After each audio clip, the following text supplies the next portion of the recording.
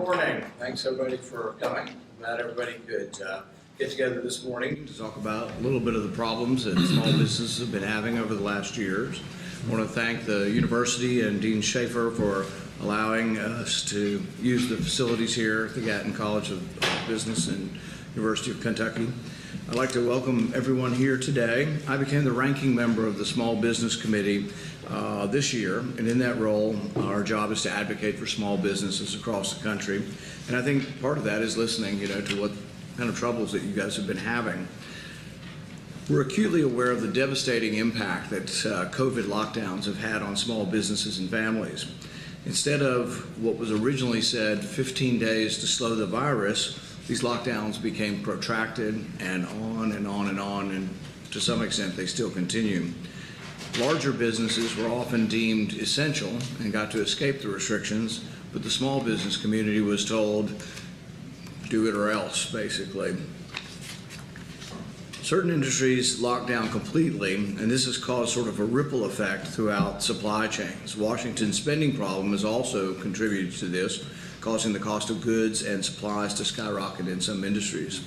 While local officials continue to keep many of the large businesses open, schools throughout the country, including here in Kentucky, are still not fully operational. This has created many obstacles for working parents and families as they try to make ends meet. The science is clear, though, that children are at minimal risk for the disease and not super spreaders. In fact, when you look at transmission studies in several different countries, you find that the children aren't really spreading the disease. Most of the countries in Europe have kept their schools open throughout. Some of them closed down for a month or so last year and were back open by May and June and have been operating continuously. We've had some private schools in both the Lexington area and in Louisville area and in northern Kentucky and up in the Ashland area that were open throughout, never had any super spreading events, and had really no diagnosed illnesses at school. I've always asserted that these Orwellian lockdowns have severe consequences.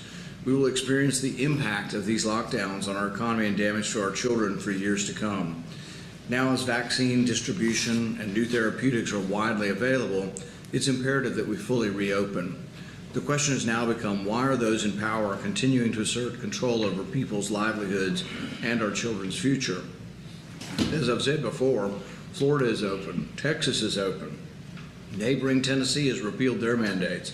Even New York, the king of lockdowns in New York, even New York has set a firm date to reopen, and yet we still don't have a firm date in Kentucky to reopen. To make matters worse, in our state, the state legislature has said that these edicts from the governor should expire. They passed a law. Now the governor openly is defying that law, suing in court, saying he's not subject to the state legislature. This is a very, very dangerous sign when you have a governor that will resist the will of the popularly elected people. It's in court now, but this is very, very dangerous to our state and to the constitutional aspect of our state to have a governor that's acting beyond the authority of the state legislature and in defiance of the state legislature. I hope we get this sorted out very soon. I look forward to our discussion today on the challenges facing businesses and families. We have a stenographer here who will record all this. This will be made an official transcript of the committee, and hopefully people will learn from this and take to heart the different problems that each of you have had in your businesses. This is a great panel, and I think it'll be quite interesting to hear from each of you. I'm going to introduce one at a time, and I think what we'll do is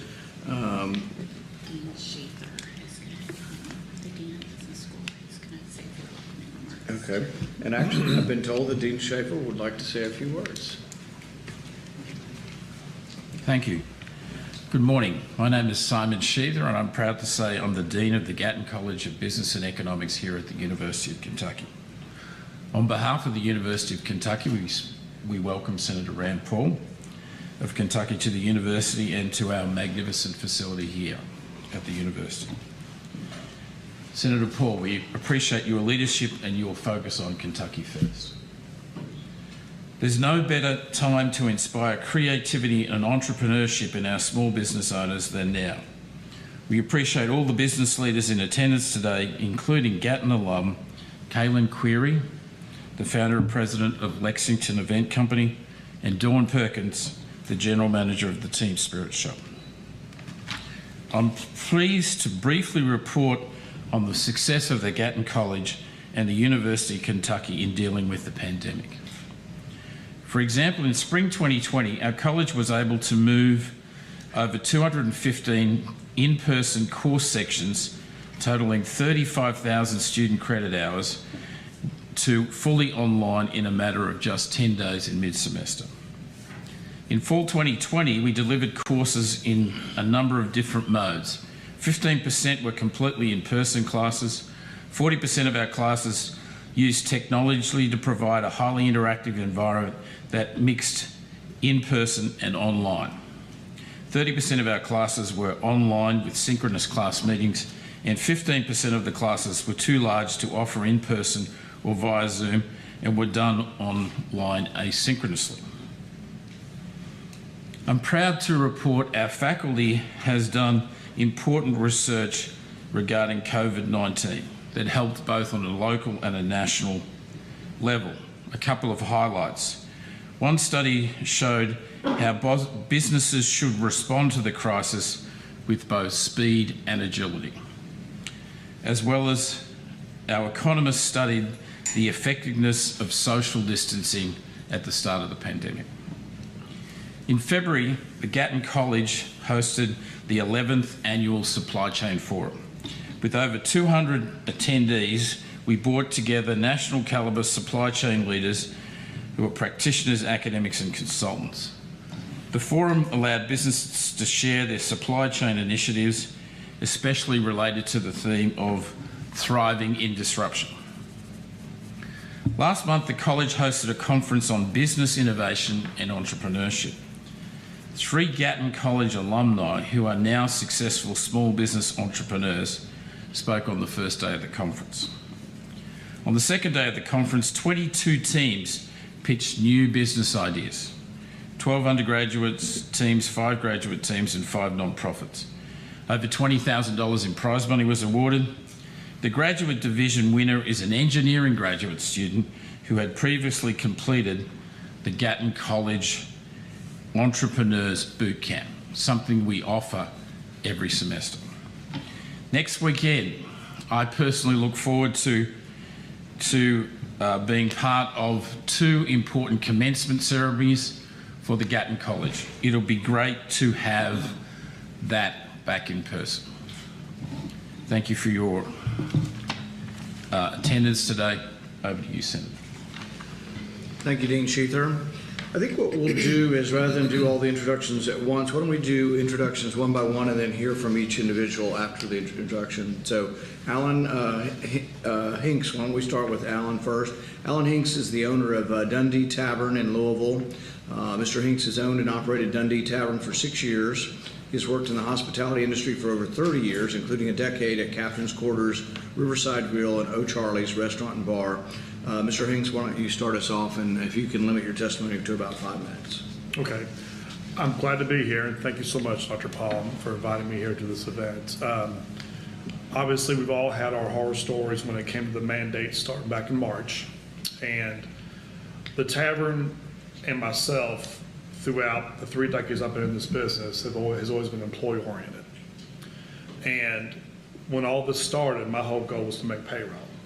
And we did everything we possibly could do to make payroll. And what was really challenging with us in the beginning was the decisions that were made by people, in my honest opinion, that never had to make payroll before, okay? And when everything came down the pike, the ways that everything was handled, not really following the science, not really asking for advice from fellow state leaders or basically the citizens of Kentucky, it was a time that we made a stance.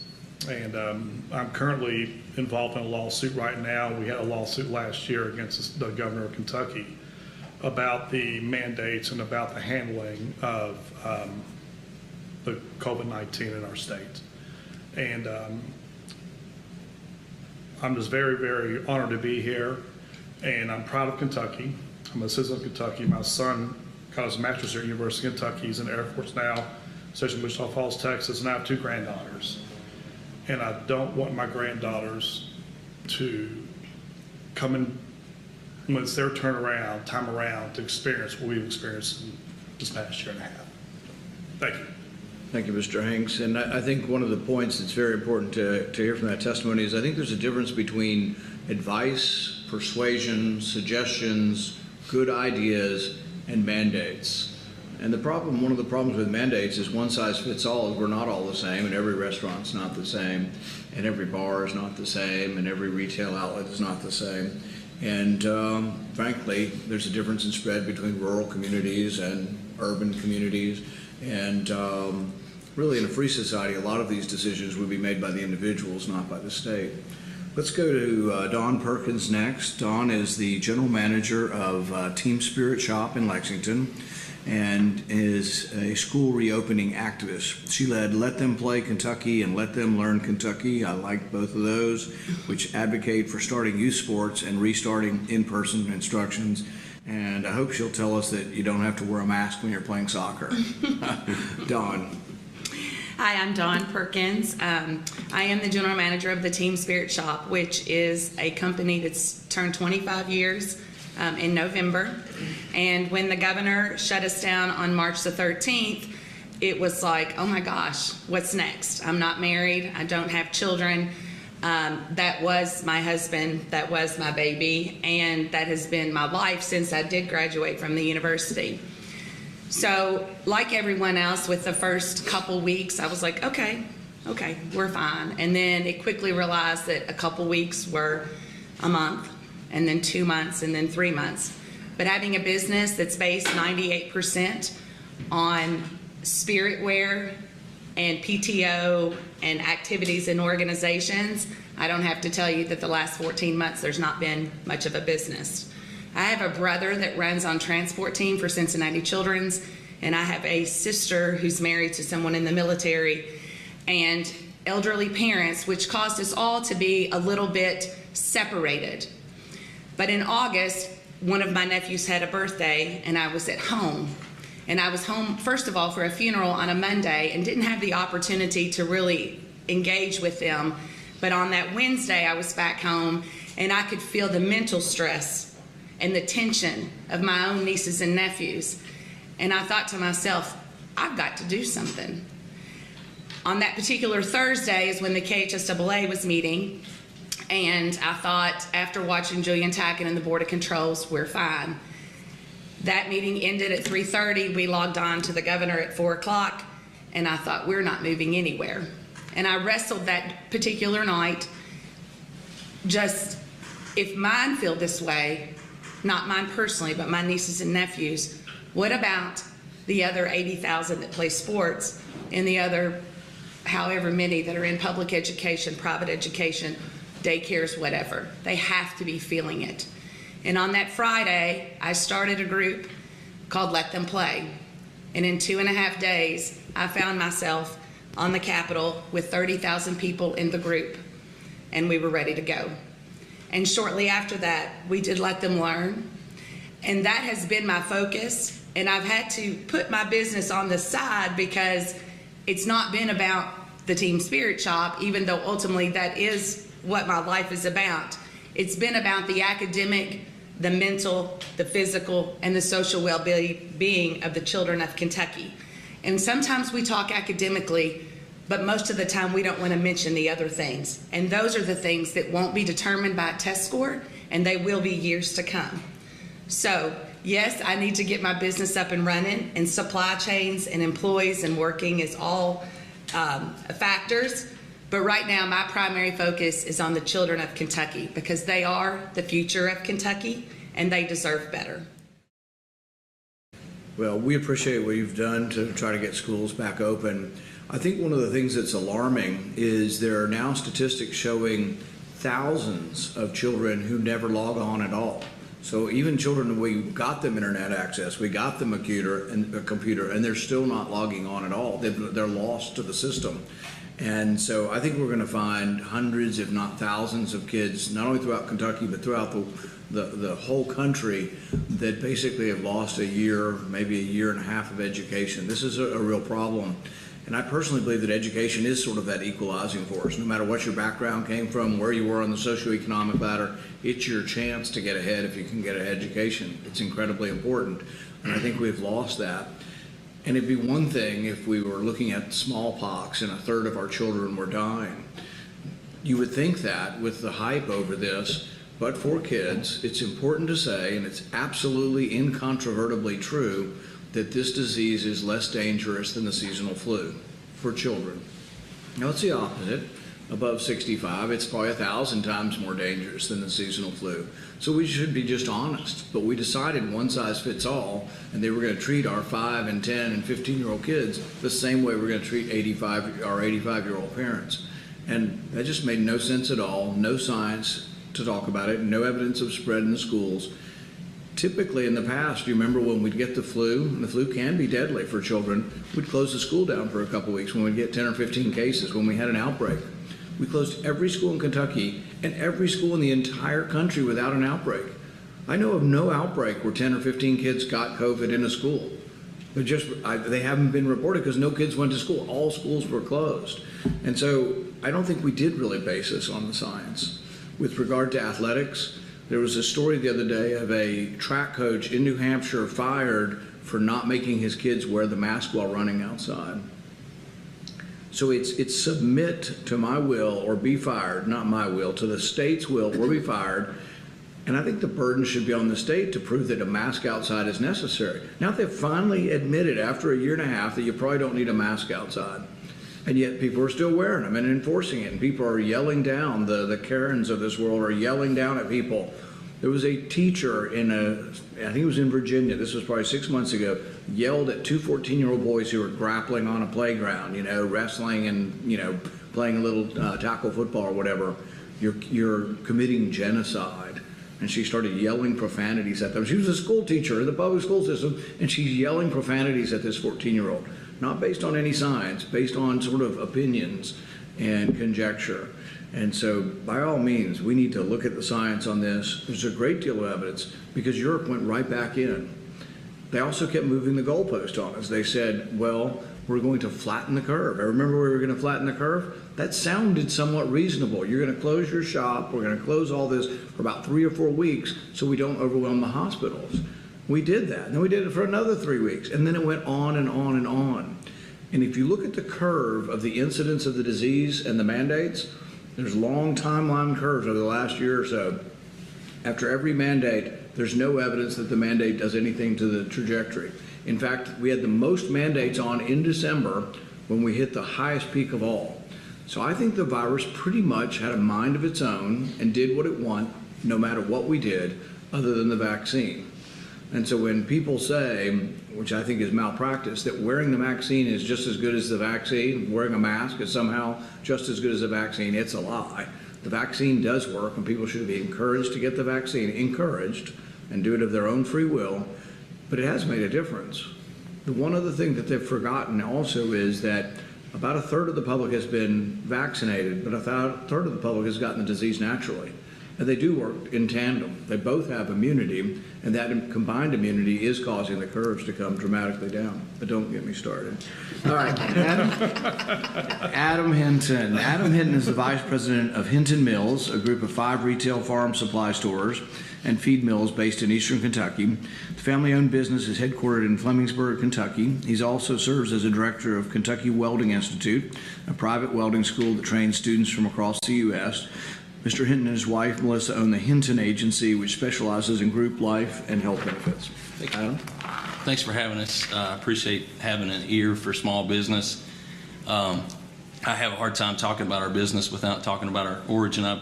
We've been in business for 103 years. My great-grandfather started the business as he was an orphan at the age of 6, and by the age of 12, he had started his first business raising baby calves probably from his neighbor, and took that money over the course of the next handful of years, and in 1918 started our business. Our business has not only serve Fleming County, but we now have 5 locations, so we serve a good portion of northeastern Kentucky. So folks that don't understand what a farm supply store is, basically, if you ate today, that's because of a farmer somewhere that has grown food. And here in rural Kentucky, there's a lot of farmers, and our businesses like ours serve those farmers with feed, seed, fertilizer, fencing materials, things of that nature. Because of that, we were deemed essential. So both at Hinton Mills, and I'll speak to Kentucky Welding Institute in a moment, we were both deemed essential industries.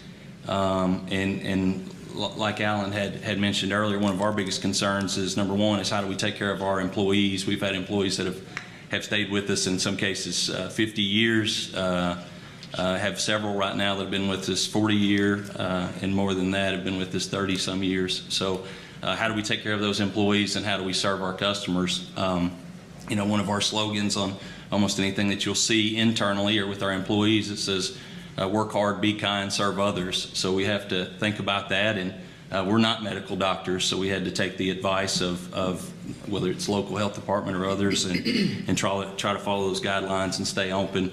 It has been a challenge. The biggest challenge has been for us is trying to know what to do and who to listen to. Number one. I think number two has been labor. We had folks that were apprehensive, like probably all of us in this room when the pandemic started. Had 3 folks retire, and normally we have a workforce amongst our locations of just over 60 full-time employees, and right now we're at 53. So we've got 7 positions that we've been unable to fill as those positions were vacated. Just because they're either because of fear, or now because of the benefits of staying home, that the financial benefits for folks are greater because of some of the government subsidies, as opposed to finding jobs in Hinton Mills or places like us. One of our other big concerns right now is supply chain. One of our managers, we've got 5 location managers, they're all like family to us, and one of those managers called me 6:45 last week, and he said, it's not unusual for him to call me that early, but he was just, I'm kind of depressed. And, this is our most upbeat guy. He's the leader amongst leaders. He's the guy outside of our owners who's number one in charge of our business. And he said, I asked him what was going on. And he said, it's really hard for us. We've built our business over the years on serving customers, and we have customers that come in, and when we tell them what the price is, if we have the product, or how long it'll take us to get them that product, how upset, that oftentimes it makes them. And he said, I've prided myself on always being able to take care of others, serve local farmers, and we're not able to do that to the best of our ability. And I think a lot of that has to do, and I'm sure we'll get into that later, with some of the government money that's out there that discourages folks from working or producing products that we all buy.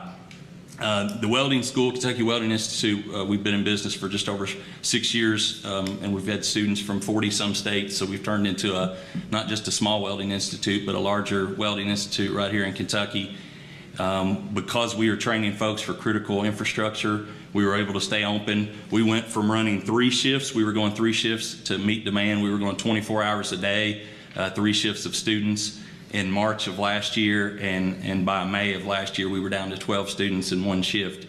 Fortunately right now we're much closer to our normal number, which is about 80 on 2 shifts, and look forward to getting back to 3 shifts soon. So it's been a challenge. Again, the biggest thing for us has been trying to know who to listen to, trying to make sure that we have workforce. We've had 2 piers that have had to close because the local health departments have closed them for some periods of time to quarantine employees, and then a third competitor of ours who last week had a sign on their door that said that they'd be closed until further notice because they didn't have enough employees to run their business. So with that said, thank you again for being here and listening to those of us in small business. Well, Adam, when your manager called you at 6:45, since you're a farmer, you'd already been up an hour and a half, right? So you mentioned the essential industries, and I think, sometimes we did it with some intelligence. Obviously, food is essential, farming is essential. But there were many people that were affected in a way where they had a small business that was a small retail outlet that competed with a big one like Walmart. Right. So Walmart became essential and mom and pop's retail was not essential, particularly in small town America. And the unfairness of that was just, incredible.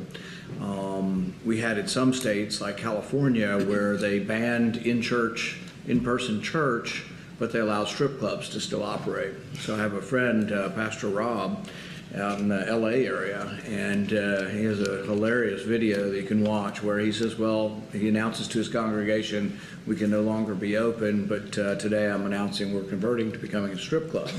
And they play the music, and he does this elaborate dance taking off his tie. He only takes his tie off, fortunately. But, the idea that we could have a strip club open, but not that. And I think it's really, hair salons, just, the people who are these small businesses that really have to work. And these are hardworking people, and so I think that we really do need to understand that this is a policy, and we can disagree. I understand, we have disagreements among all of us in a republic, in a free country, but really one person, not me, not you, not any of us should be able to make these decisions by ourselves. It's usually give and take. If anybody knows the political process, usually you don't get your way. You have to discuss and persuade other people in the legislature, the public. You've got to get public opinion behind you.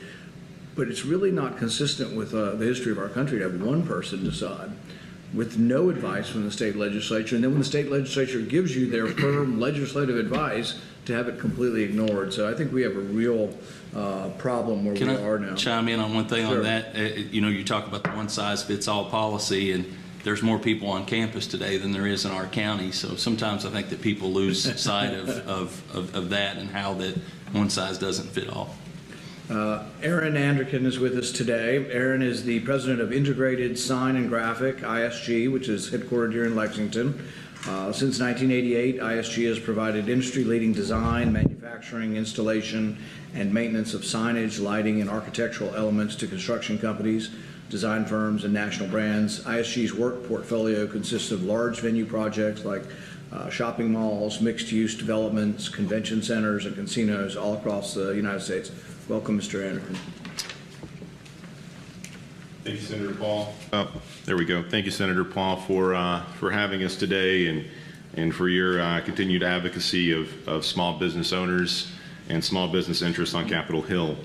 To build a little bit there on integrated sign and graphic, and to shed some light and context on our experience as the pandemic hit us all in March and April.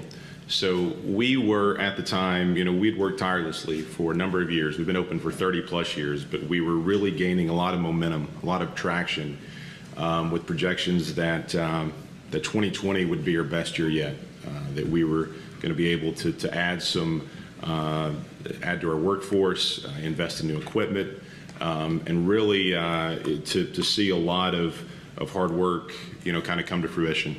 In April, we had April 2020, unfortunately, we had $4 million roughly of work canceled just right away. That was 80% of our backlog. And if you think about it, in terms of who we supply to, our larger customers are the commercial real estate developers, the landlords, the management companies, who suddenly obviously got much more concerned about their ability to collect rent from their tenants than investing in infrastructure and continuing to develop and reinvest in their assets. And that had an immediate impact on us.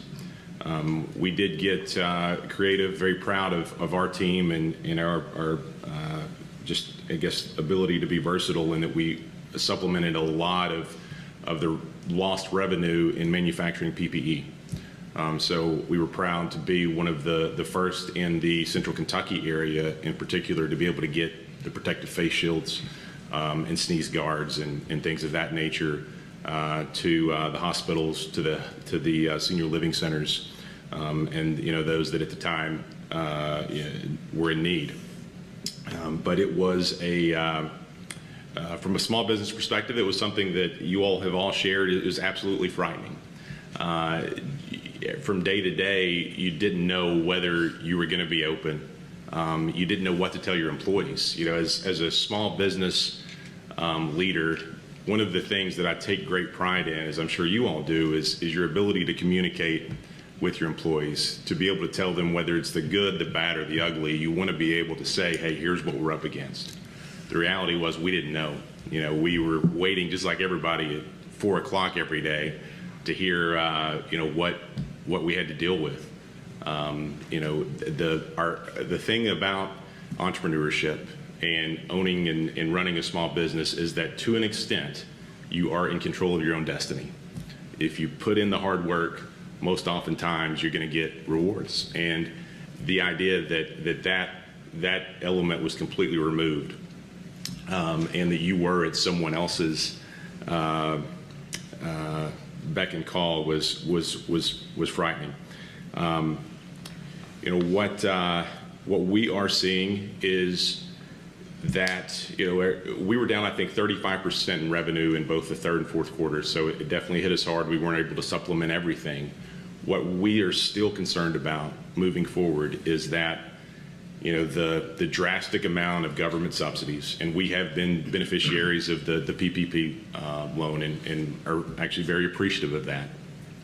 But we also are afraid that, based upon our kind of market research and what we've analyzed, that the long-term ramifications are going to be significant. Just because there's some consumer confidence right now, you know, at a certain point the government subsidies are not going to fuel the economy. You got to have confidence from those in the private sector willing to invest. And so we want to try to do everything we can to put ourselves in a position to still be successful in that climate. But we are, you know, fearful that it's not over anytime soon. So, but again, we appreciate the opportunity for you to hear us out today, and for certain everything you're doing to advocate for And us. so where do things stand? You said third and fourth quarter were down. How about the first quarter of this year? The first quarter of this year was down about 25%. It got a little bit better. And then I think we're going to be down about 25% again, comparing the second quarter of 2021 to the first quarter of 2020. Thanks. Kaylin Query is the founder and president of Lexington Event Company and Lex Effect Venues, LLC in Lexington. Ms. Query started her first business when she was in high school, and while it didn't have a name at the time, it sparked a passion in her for entertainment, hospitality, and events. Welcome, Ms. Query. Thank you for having me. Like others, we shut down on March 17th, so Lexington Event Company produces events. Conferences, trade shows, festivals, weddings. Pre-pandemic, we did this all over the country. That's not the case right now. We're hoping soon to get back to that. And then Lex Effect Venues owns and operates 4 venues in Central Kentucky, so folks rent those spaces to host events. Similar to you, the hospitality industry, we were shut down on March 17th with no real direction on when or what or how. And similar to Dawn, I told our clients and our staff, it's just going to be a couple weeks. And then a couple weeks was a couple months. And then after 6 months, I stopped saying when we were going to reopen. And clients would call and I said, I don't have an answer. I dreaded the 4 o'clock calls. I would turn my phone off so I didn't get all the notifications. My industry doesn't have an association in Kentucky, so I currently serve as the Small Business Policy Council Chair for the State Chamber, and I relied heavy on them to help navigate some of the noise with, you know, what was a mandate, what was a recommendation, what has changed, where do we find the information, how do we interpret it. I'm not an attorney, I don't want to be responsible for that. And they were a great advocate and a great source, you know, resource for us, but a lot of confusion. And, you know, we want to be safe. I certainly don't want to be a super spreader. I don't want to get fined. I don't want to get shut down. I've not lost quite as much as him, but between our companies, we've lost over $400,000 and counting. You know, and the residual effect will be around for several years. So, you know, we're trying to navigate this. We did not reopen until July 1. Events were not allowed. Everybody kept saying, well, sell gift cards. It's like, well, I rent one of the venues for $5,000 on a Saturday. How do I gift card that? I would love to do carry out or curbside. I have nothing to sell. I give you a chair, you got to bring it back though. So, we were kind of stuck. We had nothing to do, except watch the news. So we navigated and we adjusted and we figured it out. We reopened July 1 with very few staff.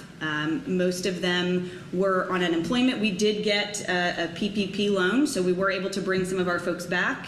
But as soon as we got them back up and running, we were shut down again in the winter. So just as we're telling our clients we're good to come back, we said, just kidding, stay home. We'll see you maybe in April.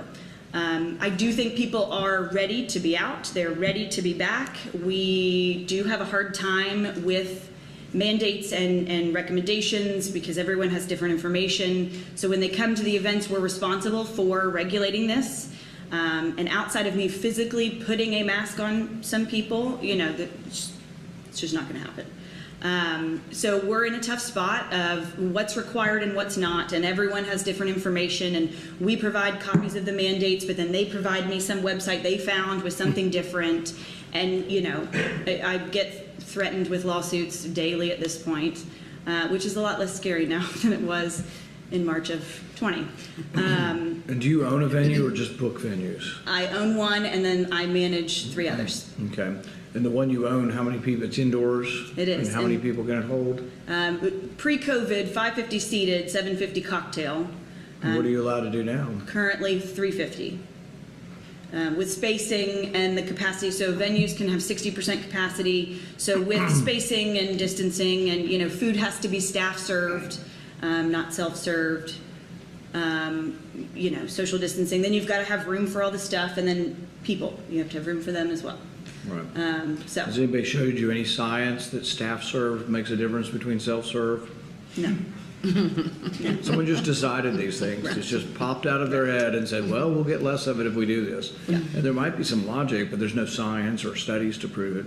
So, and what about outdoor venues? What are the rules on outdoor venues? 100% capacity outside. As long as it's as long as there's one wall open. So if it's a tent, you leave one side off. If it's a barn, you leave the doors open. What I love about the outdoor dining versus indoor dining is that you can be in a tent and you can have all these people crowded in a tent with no ventilation, but not in the restaurant where they actually have ventilation. And ventilation probably does help reduce the risk of it, but in a tent there's no ventilation at all. Everybody's just breathing into the tent, But did you want to add anything else? Just similar to what everyone said, we have workforce issues. We're now dealing with threats of lawsuits, on multiple sides. We've got potential for taxes that are going to hurt small business and additional mandates that are going to hurt small business. So, we appreciate you taking the time to hear from us and for advocating on behalf of small business. We've got to get back to whatever normal is going to look like. And so the difficulty we have right now is you have all these mandates by the governor, probably hundreds of mandates that he's issued, but then you have the law that the state legislature passed that says that his edicts expire after 30 days. That is the law of Kentucky. And yet we have one single judge that is staying the entire state legislature. And this should give us pause to think about it, that we would have one person in the judiciary stop all of the elected officials. I mean, we have 100 representatives, we have 38 senators, they've all been elected by all the people of Kentucky. They came together, and I think nearly 3/4 of them voted to say that emergency orders should end without the consent of the legislature, which to me I think sounds pretty reasonable, that one person shouldn't decide, that we would disperse that power and have checks and balances. But now it goes before the Kentucky Supreme Court. Alan, why don't you tell us a little bit more about the court case and what's going on, since you're a part of that? Well, the Pacific Legal Foundation reached out to 3 of us 3 months ago, and 10 minutes ago from Goodwood Brewery, he has locations in Jefferson County, Fayette County, Franklin County, and then there's Minnie Hawkins. She's got a location in Georgetown, Kentucky, and there's Dundee Tavern in Louisville, Kentucky. And when they reached out to us about filing a lawsuit against the state of Kentucky and Governor Beshear about unconstitutional lockdowns on businesses, not just restaurant businesses, businesses as a whole in Kentucky.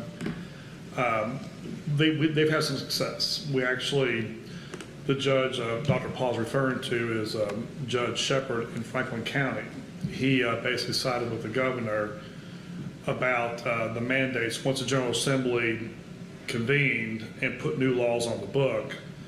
When that went forward, the judge, I'm not a political scholar like, or excuse me, a legal scholar like you or people in the room, but basically the judge sided with the governor and basically stopped the General Assembly from creating new laws to limit the governor's powers.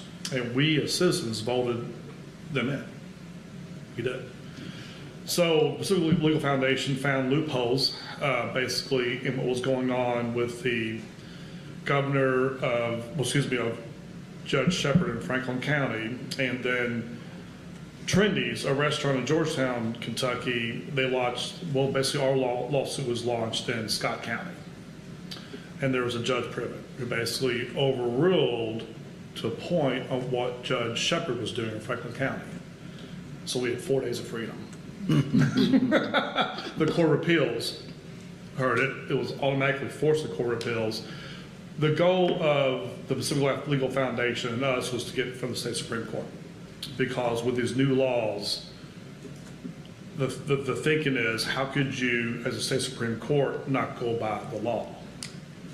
And I've been told, as recently as last week, the state Supreme Court does not go by the law all the time, which, okay, we got that going on too. But the Court of Appeals sided with the governor, saying that it was irreparable harm to the governor to let our businesses open up. Okay. Now, and also about the virus and related to the general public, the state of Kentucky, which there's no science. So the irreparable harm they're speaking of do not include the small businesses, the harm we've been through. So it stands right now, the oral arguments are May 25th, opening arguments are May 25th, and then June 2nd goes in front of the state Supreme Court. Right. And the thing is while you can't directly lobby the Supreme Court, it is an elected position, and we do get a chance to vote on these things, and so I think we should watch carefully what happens.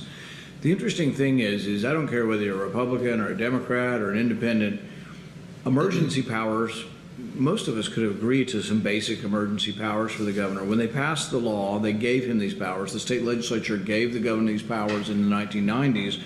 It was for the things that most of us would probably agree to. A tornado hits the middle of Lexington.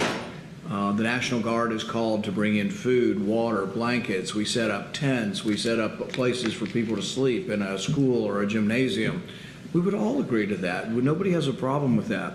But if you're going to tell Mr. Hanks that he can only have 25% of the people in his restaurant for a year, that's not an emergency, that's a policy, that's a law, that's an edict that should have to go through the normal processes of law. So I don't know how anybody can imagine that one person could have that power. Part of the problem with having that power for so long is that when our legislatures go out of session, they cannot call themselves back into session. So from March of last year all the way till January, there was no way they could do anything. And so the governor basically ignored every plea from the legislature. They came back in, passed the law, and then he immediately sued the legislature to say he wasn't going to obey the law of the land. This is a very, very dangerous precedent if it is enforced by the courts, that we would allow one person to overturn the state legislature of 138 people. The will of 138 people that represent 5 million people would be overturned by a court or by one individual. And I've said this and I'll say this again, I don't care whether the governor would be a Republican or a Democrat. I would have exactly the same position. We cannot have anybody of any party have unlimited power. It goes against everything historically that our country stands for in the division and the checks and balances on power. What are the current restrictions for how many people can be in the restaurant? It's at the state of Kentucky, yes, right now it's 50%, outside is unlimited. And of course, the world famous 1,000 people or less, no mask. So, I'm sorry, I was talking to you guys earlier about Churchill Downs this past Saturday. What's 1,000 people or less, no mask? What's that? Yes. No, what's the rule? I don't understand what the rule is. If you have 1,000 people or less, you don't have to have a mask. No to mask. If you have 1,000 people or more, you have to have a mask mask at all times. So if you're seated at your table or you're eating or drinking, you don't have to wear a mask. Any other time you're supposed to wear it. unless you have 1,000 people or less. Or unless you're indoors and that rule changes. It also depends on where you are, what county you're in, or you just decide yourself. It just depends on the day. Where do we stand, Dawn, with the schools as far as getting back to school? I mean, do you know, like in Lexington, how much is in person versus how much is virtual? I don't know in Lexington, but I mean, we had to pass, speaking of the state legislators, I mean, it was so bad that we had to have legislation passed even to get our largest school district, Jefferson County, back in school 2 days a week. And they had the opportunity to pass with their Board of Education to go back even more than that, and turned it down, said no. So they're about the only district that I know here in the state of Kentucky that's in 2 days. Most are in 4, and then of course there is still virtually. Ironically, about the mask, the outdoors, the Derby, and all of that fun stuff was that prior to the Derby and Mayor Fisher and Governor Beshear and the Derby, Jefferson County kids couldn't even go out on the playground without wearing a mask. So And I yet think that 50,000 people could come to the Derby, right? in the same county, So that's been kind of crazy. Most of our schools are back in 4 days. The 5th day is probably about 50% hit, whether they are there or not. And I think it's important to put this in perspective if we were actually to look at the science of what's going on or the statistics of what is going on. 85% of people over 65 have been vaccinated. 85% of the country over 65 has been vaccinated. A third of the country has gotten the disease and has natural infection. Some of them have been vaccinated too. Some of them have gotten the disease and been vaccinated. But we have huge numbers. If you want a vaccine in our state, you can get it. There's really no limitations now. Pretty much anybody can get it. I don't know if children are under certain age are allowed to get it because it hasn't gotten approval for that. But the vaccine is out there. The numbers, if you look at daily incidents, have gone through the peak in January and are down low. The deaths went through the peak in January and are down low. There's no real evidence that we should still be doing this.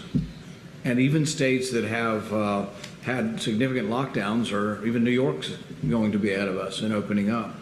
So when the governor says that we need to vaccinate 2.5 million people, the burden should be on the governor to say why. Why that number? Where's the scientific proof that we need that?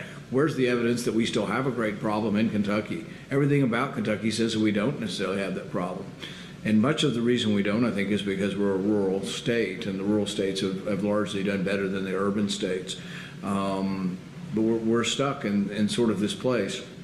But I think the biggest thing is it can't be one person's opinion. We really need to be in a democratic republic, multiplicity of opinions that come together and somehow consensus forms government. And that's what we have to, I think, truly be concerned with. One of the things about schools that I think puts it in perspective is that more children have died from suicide than from COVID. Can you imagine? And suicides are up. That suicides are definitely up, and that is one of the things I don't like about let them play or let them learn, is because parents, have reached out to me, and I don't say I don't like it. I don't mean it like that, but it's tough. You've had to hear it's this. tough. Yeah. You hear. I grew up on a farm, so in a small rural community about an hour away. So I understand the limitations that often rural Kentucky and rural America have, and it's just incredible. And I don't know what the numbers are now, but you were speaking of people not logged on. I do know that Jefferson County back in the fall was estimated between 5,000 and 10,000 that had never logged on. I know that the Kentucky Department of Education on their website estimate between 50 and 100,000 that don't have internet. I know when we went virtual here in Fayette County, 12,000 kids didn't have a Chromebook, and we have sent these kids on their way in homes that maybe aren't as good as they need to be, with families that don't have jobs or have made tough decisions, and mom's not working because she really is trying, or maybe mom's by herself and grandma's helping. The information just continues and continues. And we continues. did all this without an iota of evidence of significant spread in the schools. Not one study. In fact, every study showing the opposite. And we also have the experiment in all of our communities of private schools that have stayed open and not had any kind of super spreading event or any kind of surge in the community among the students or the teachers. And our surrounding states have been in, much like, I mean, I think Indiana has been in since August. I mean, they've had a couple, quirks and things that they've had to do, but Tennessee's been in. I mean, Virginia, West Virginia, they've all been in at least 3 times, if not 4 times more than Kentucky. And we're still struggling to get in. I think we're going to wind up here pretty soon. Does anybody else have any subject or statement you'd like to finish up with before we draw things to a close?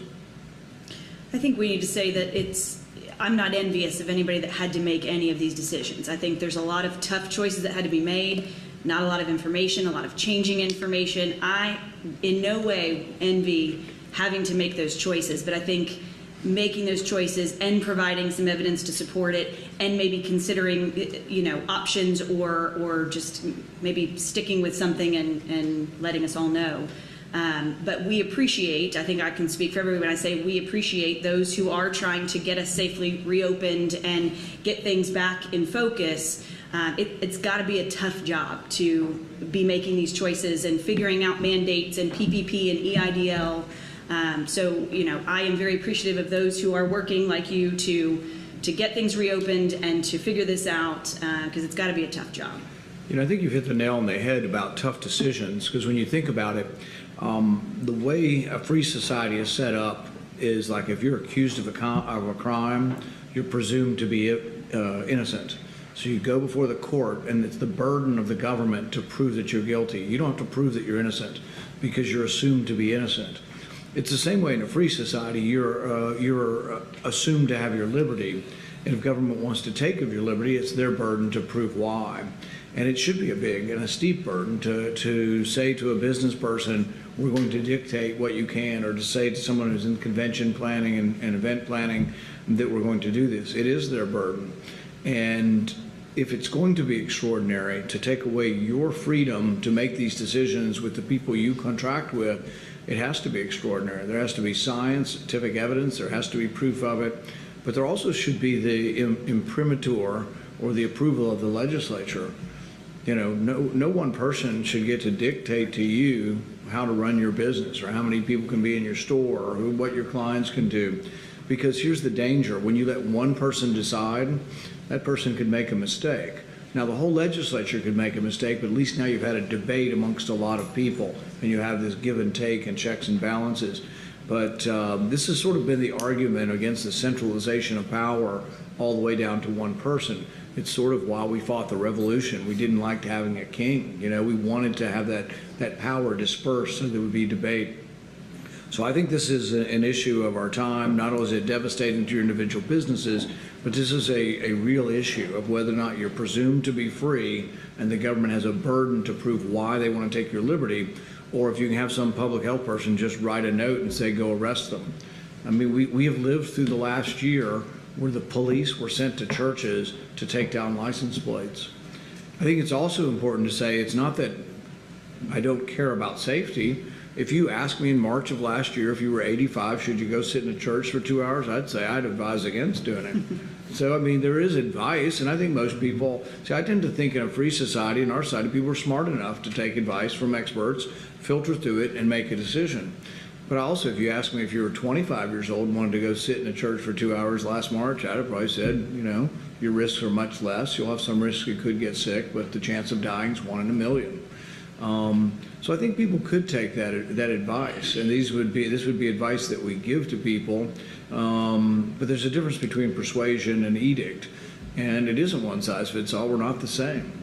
I mean, one of the things that, because we've had this sort of monolithic advice that we failed to tell people, and I tell people everywhere I go, there is something that can save your life, and nobody's telling you this. If you get COVID, particularly if you get COVID and you're overweight, 80% of the people going in the hospital or dying are overweight. So if you get COVID and you're overweight, you need to be much more cautious and careful of your symptoms to look for treatment. But there is a treatment. It's called monoclonal antibodies. President Trump got it, Chris Christie got it, Giuliani got it, but there's a window of time. If you don't get that treatment and you get sicker and sicker and sicker and you go to the hospital and they have to put you on the ventilator, they'll say the monoclonal antibodies don't work, you missed your window. And I don't hear anybody on television telling you that, so you would know that if your mom or your dad got sick and they were getting sicker and beginning to cough, that you got to get them in soon, and you got to advocate to get them monoclonal antibodies. The doctor has to make the decision, but I promise you, being an advocate and a family advocate can make a difference. And it's about an 80% reduction in death. In fact, what they're doing for people, if you're living in a house with someone with COVID, let's say it's two elderly people, the woman has it, she's 85, and her husband says, I'm not leaving, I'm her only hope, and I'm going to stay with her. They can actually give the monoclonal antibodies to him too before he gets it. And sometimes it either prevents them from getting it or they get an incredibly mild case. And instead, we're insist on making a 2-year-old wear a mask on a plane, and making a young kid with autism who's 7 or 8 put a mask on a plane and holding them down and kick them off planes. Instead of somebody saying there are ways we can save your life, through medication, there are reasonable things you can do if you're at risk to avoid this disease, and to let people know the reasonable and obvious evidence that we're getting beyond this, that everything shows that we are getting beyond the part of this, and hopefully we'll be getting beyond it soon. I want to thank you all for participating. We wish you the best of luck in your business. I tell people that I think our job in government is to make it easier for you to succeed in business. I can't help you with the business, but I can try to help keep government out of your way. And I think in the last year, we've done nothing but put obstacles in the way of your business. We've had family businesses, restaurants run for 60, 80 years, go out of business. But gone through several generations of family members, and then all of a sudden it's gone. Something had been built up for generations. That's very sad. So I hope we will see some sense very, very soon. I hope the Supreme Court will look at this of Kentucky and say, we cannot, let a governor have unlimited power. Thank you all very much. If you need assistance with federal agencies, please contact our Bowling Green office or visit our website.